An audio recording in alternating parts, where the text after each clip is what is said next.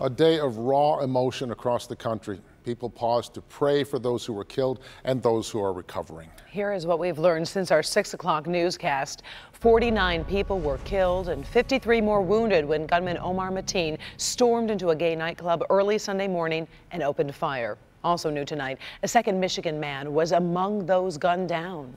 Yeah, he's 25-year-old Tevin Crosby. He grew up in North Carolina, but started a marketing firm in Saginaw. He had just flown to Orlando after a visit with family. The other Michigan native who was killed is Christopher Linehan. We'll hear from his father in a moment. We've also learned President Obama will travel to Orlando to pay his respects. We have a lot of information to get you tonight. Mara McDonald spoke with Linehan's family, and we begin with Kimberly Gill, live in Orlando, where the first official vigil was held tonight. Kim, another impressive turnout. Impressive indeed, Steve. Good evening to you. I've heard numbers anywhere from 5,000 to 6,000 people attending the vigil tonight. And while those numbers are very impressive, the thing that I am most impressed with is throughout this entire ceremony, not once did I hear anyone bring up the shooter's name. There, and I see your true colors shining through. The Orlando Gay Chorus started off the ceremony as thousands gathered for Monday night's vigil. People hugged, shed tears, and waved flags in honor of the victims killed in Sunday's nightclub massacre. Tony Foster was born in Flint and lives on the same street as Pulse nightclub. I don't want to drive by it now and it be gone. I don't. She described to me how Facebook helped alert her family back in Flint that she was okay. My family members that didn't already contact me immediately liked my status that safe, safe, safe. Ryan Glass is a Michigander as well. He grew up in White Lake. Lots of friends too, all the way from Michigan. I go out a lot, so they're definitely worried for my sake that I could have possibly been there. I didn't realize how big it was going to be until I got here. I see all the news channels, helicopters everywhere. Yeah, as far as you can see, there's just lots of people, everybody coming together for a good cause. Yeah.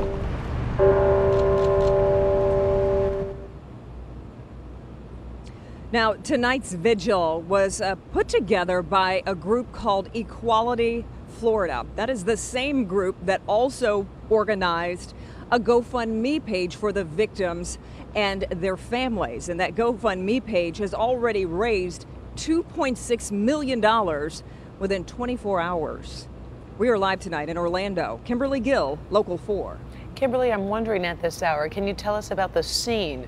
Is that still active? I know there's so much to investigate.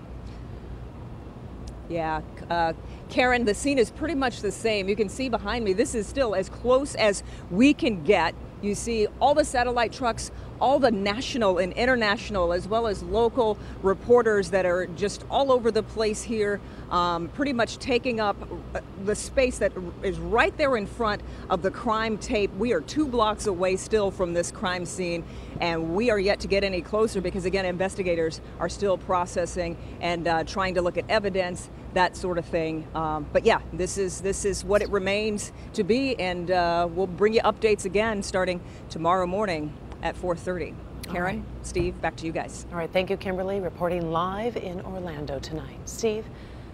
I think all of America grieved with his mother as she went on live TV, fearing her son had been killed in that shooting massacre.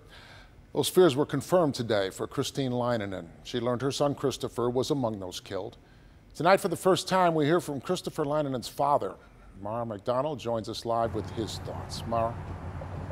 Steve, he watched all of this unfold from his Farmington Hills home, and while he says he knows it's real, it just doesn't feel that way yet. Well, that's one thing I can tell you about my son. He was always a people lover, unlike me. I always saw the worst of people for 25 years as a Detroit cop, but he used to make fun of me when he was a kid because he'd see me putting on my gun off duty, and he'd say, "You're paranoid," and I'd say there's evil in the world out there, so he didn't want to believe that. And now his handsome, bright, successful son is dead because there is evil in the world. If he'd have lived near me up here, I would have taught him how to handle guns, and he probably would have had a CPL. And the someone in that place the other night had a pistol, even one person, they could have put a stop to it and saved a lot of lives. I mean, Donald Trump's been saying that for weeks now, and everyone ridicules him. I don't think it's rocket science, it's just common sense. If the victims start shooting back, game over. Lyonen moved to Florida with his mother Christine before high school.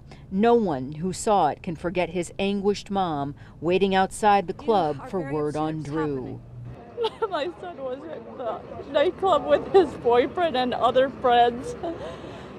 And I know that his boyfriend has been shot multiple times and is in the emergency room. But I don't know where my son is. No one can tell me where my son is.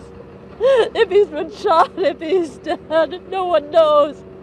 But they told me there are fatalities.